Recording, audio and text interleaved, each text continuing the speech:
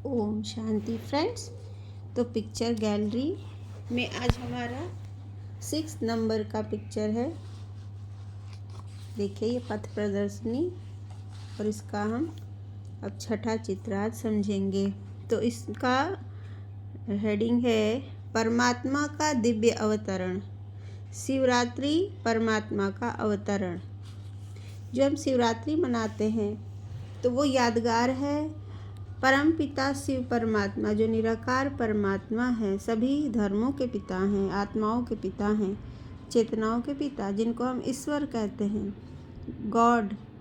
वो शरीर में नहीं आते हैं, जन्म नहीं लेते, लेकिन उनका अवतरण होता है क्योंकि वो गर्भ से जन्म नहीं लेते। उनके कोई माता पिता नहीं है, वही सबके माता पिता हैं, उनसे ऊपर कोई नहीं है। और उनका आने का समय देखो, पृथ्वी पे जब विकार तमो प्रधानता बढ़ जाती है, कलयुग का अंत है ना ये, तो जब हमारा पृथ्वी में सभी आत्माओं में लस्ट, काम, क्रोध, एंगर, लोभ, ग्रीड, मोह, अटैचमेंट और सबसे ये पहला नंबर का अहंकार, देह अहंकार, ईगो, ये सारी चीज़ें जो है प्रचंड हो जाती हैं मनुष्य आत्माओं में, तभी परमात्मा का अवतरण का समय होता है। तो ये कलयुग का समय है। देखोगे आप कहीं भी, किसी भी आत्मा, स्त्री हो या पुरुष हो, सब में आजकल ये 5 विकार भरपूर हैं। तो परमात्मा आके क्या करते हैं? शिवरात्रि उनका यादगार है। शिव की रात्रि क्यों मनाई जाती है? कि शिव रात्र में ही आते हैं। रात्रि मतलब है कि अज्ञानता का अंधकार, और जो पृथ्वी पे तमो प्रधानता की जब अंधकार, अज्ञानता का अंधकार हो जाता है, तभी परमात्मा को अवतरण लेना पड़ता है। शिव परमात्मा जब आते हैं तो क्या लेके आते हैं? देखिए, शांति, पीस। जो एंगर है, क्रोध की अग्नि में जल रही है आत्माएं, तो अब उसको कैसे ख़त्म करेंगे? शांति की शक्ति से तो उसको ख़त्म करेंगे। परमात्मा के पास भंडार है इन सब चीज़ों का, सुख, शांति, ज्ञान, गुण, आनंद, पवित्रता। तो शांति लेके आते हैं परमात्मा, सुख लेके आते हैं। यहाँ इंसान क्रोध में, काम, लोभ, मोह से दुखी हो चुका है, तो आत्माओं को सुख चाहिए। परमात्मा के पास ही पवित्रता है, प्योरिटी, थॉट्स की प्योरिटी। आत्माओं में विकार इस समय सबसे प्रबल हो चुका है, तो पवित्रता का कहीं और से नहीं मिलेगी। मनुष्य आत्मा को मनुष्य आत्मा से नहीं मिल सकती है, क्योंकि कोई मनुष्य आत्मा पवित्र है ही नहीं। लोग गुरु वगैरह थोड़ा बहुत करते हैं, फॉलो करते हैं, तो उनमें शक्ति होती है, ऐसी बात नहीं है। जो भी सन्यासी वगैरह है वो ब्रह्मचर्य की पालना करते हैं, तो उनके अंदर ओहरा पवित्रता का बहुत स्ट्रांग होता है, तो थोड़ा बहुत मिल सकता है ना। और वो आत्मा भी धीरे धीरे क्या होती है, वो भी समय के अनुसार वो भी तमो प्रधान हो रही है। तो उन आत्माओं की शक्ति भी आज देखेंगे आप कि जो गुरु जो बनते हैं, जिनके बहुत सारे फॉलोअर्स हैं, वो भी कहीं ना कहीं इन सब मामले में कमज़ोर पड़ जाते हैं। तो सिर्फ और सिर्फ परमात्मा के पास ही पवित्रता की शक्ति है, जिससे कि वो मनुष्य आत्माओं को, पतित को पावन बना सकते हैं। तो देखिए आज हम इसमें और ये देखो माया का रूप दिखाया है। ये जो 5 विकार है ना आत्माओं में, अहंकार, मोह, लोभ, क्रोध, काम, ये सब माया है। ये माया भी बोलते हैं और रावण भी बोलते हैं, क्योंकि ये बुराई है। ये आत्मा में अगर है तो उसको सुख शांति की अनुभूति कभी नहीं होगी, उसे पवित्रता की अनुभूति नहीं होगी। तो देखिए, परमात्मा का दिव्य अवतरण। शिव का अर्थ है कल्याणकारी। परमात्मा का यह नाम इसलिए है, वह धर्म ग्लानि के समय जब सभी मनुष्य आत्मा या माया यानी 5 विकारों के कारण दुखी, अशांत, पतित एवं भ्रष्टाचारी बन जाती हैं, तब उनको पुनः पावन तथा संपूर्ण सुखी बनाने का कल्याणकारी कर्तव्य करते हैं। शिव ब्रह्मलोक में निवास करते हैं और वे कर्म भ्रष्ट तथा धर्म भ्रष्ट संसार का उद्धार करने के लिए ब्रह्मालोक से नीचे उतरकर एक मनुष्य के शरीर का आधार लेते हैं। तो जब कलयुग में धर्म की हानि हो जाती है, ये सब चीज़ें जो गुण हैं वो धर्म से संबंधित हैं, पवित्रता, सुख, शांति। और जब इंसान के अंदर से धर्म का ज्ञान लोप होता है, तभी उसके अंदर बाकी 5 विकार जन्म लेने लगते हैं। तो परमात्मा मनुष्य शरीर का आधार लेते हैं, वो जन्म नहीं लेते हैं, वो किसी न किसी शरीर का आधार लेके ज्ञान देते हैं। परमात्मा शिव के इस अवतरण अथवा दिव्य एवं अलौकिक जन्म की पुनीत स्मृति में ही शिवरात्रि अर्थात शिव जयंती का त्यौहार मनाया जाता है। तो शिवरात्रि इसका यादगार है कि परमात्मा को आना पड़ता है जब अज्ञान रूपी अंधकार पृथ्वी पे बढ़ जाता है, जब अधर्म रूपी अंधकार पृथ्वी पे प्रचंड हो जाता है तो परमात्मा को अवतार लेना पड़ता है।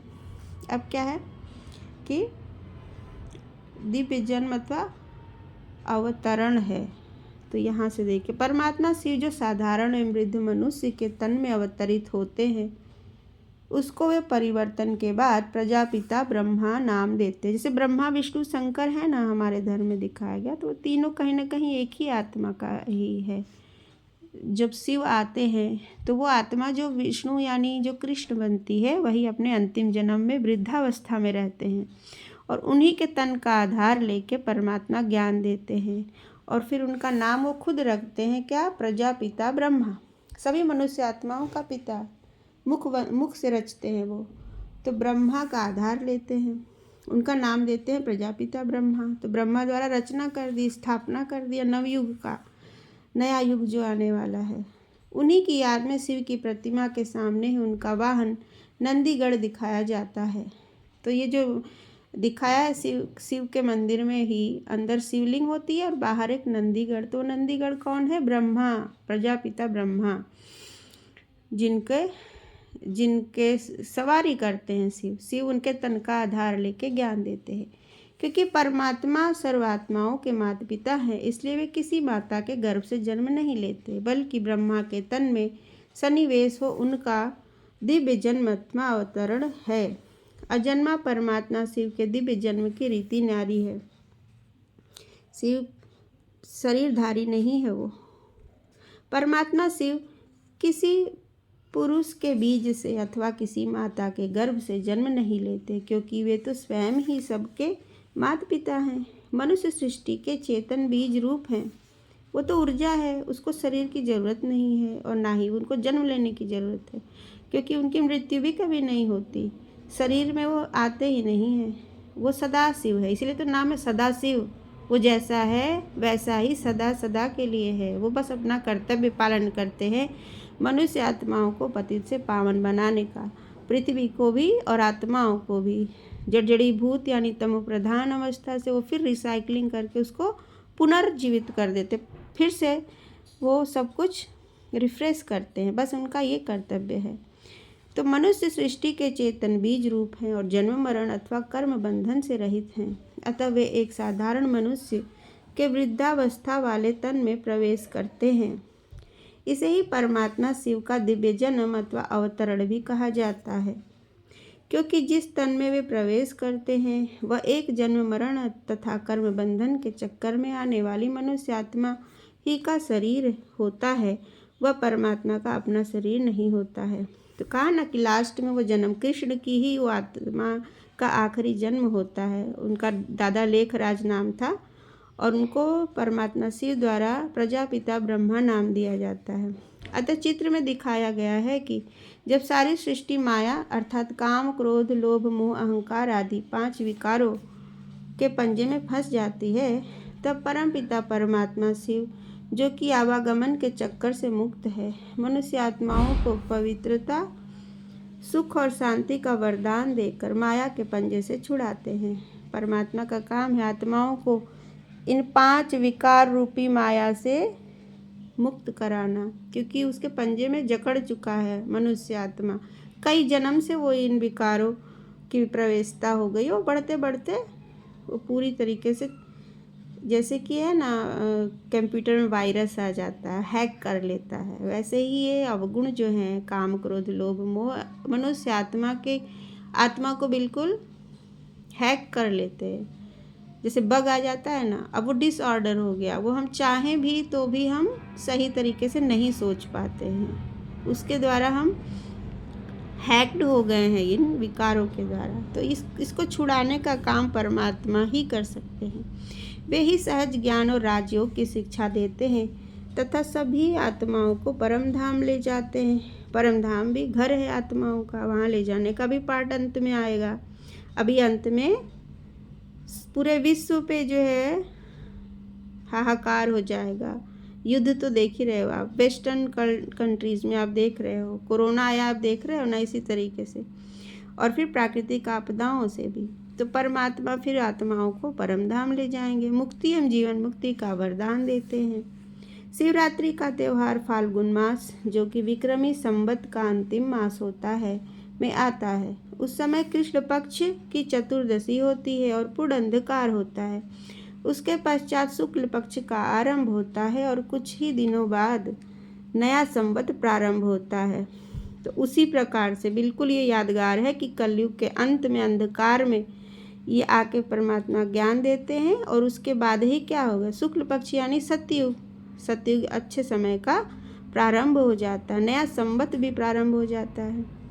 यहीं से शुरू है सब कुछ। सतयुग से पहला नंबर 1 शुरू हो जाएगा, विष्णु और लक्ष्मी, नारायण और लक्ष्मी की डिनास्टी शुरू होगी, 1 शुरू हो जाएगा डेट। अतः रात्रि की तरह फाल्गुन की कृष्ण चतुर्दशी भी आत्माओं को अज्ञान, अंधकार, विकार अथवा आसुरी लक्षणों की पराकाष्ठा के अंतिम चरण का बोधक है। इसके पश्चात आत्माओं का शुक्ल पक्ष अथवा नया कल्प प्रारंभ होता है, अर्थात अज्ञान और दुख के समय का अंत होकर पवित्र तथा सुख का समय शुरू होता है। परमात्मा शिव अवतरित होकर अपने ज्ञान, योग तथा पवित्रता द्वारा आत्माओं में आध्यात्मिक जागृति उत्पन्न करते हैं। इसी महत्व के फलस्वरूप भक्त लोग शिवरात्रि को जागरण करते हैं।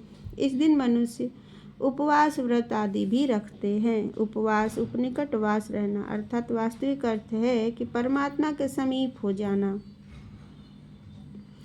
उपवास उपनिकट, उप मतलब निकट, वास मतलब रहना, और ऊपर भी होता है। उपवास मतलब ऊपर की तरफ परमात्मा में ध्यान हो, हमारा निवास परमात्मा की तरफ हो, उसको उपवास कहते हैं, बाहरी दुनिया से डिटैच्ड।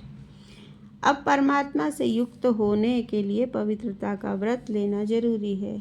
तो देखिए, शिवरात्रि यादगार है परमपिता परमात्मा के पृथ्वी पे दिव्य अवतरण का, और उनके द्वारा ही पृथ्वी पे सुख, शांति, पवित्रता, ज्ञान, आनंद, प्रेम, ये 7 गुण होते हैं। मतलब एक तरह से रिसाइकिल हो जाता है पृथ्वी का, जो कि ये पूरी तरह से विकारी और गंद फैल गया है ना, हर तरीके का। प्रकृति देखो कितनी गंदगी है इस समय, मनुष्य आत्माओं में भी गंदगी है, तो उसकी सफाई कर देते हैं शिव परमात्मा। उनका यही कर्तव्य ही है, वो मनुष्य आत्माओं को और पृथ्वी यानी प्रकृति को भी संपूर्ण रूप से रिसाइकिल करके सतो प्रधान बना देते हैं। और ये 5000 साल पे एक बार होता है, और वही संगम युग है जो कि इस समय चल रहा है। परमात्मा का शिवरात्रि परमात्मा के अवतरण का यादगार है।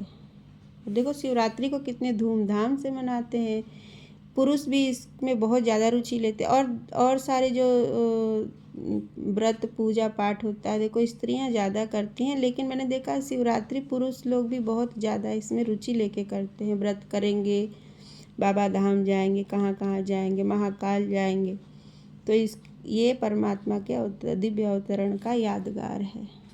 और ये सारे रहस्य जो हमने समझा, जो कि भक्ति में है, वो कि यहीं से रिजेंबल करता है ना, यहीं से जुड़ा हुआ है सब कुछ। तो अगले चित्र में हम कुछ और समझेंगे। Thank you everyone. Om Shanti.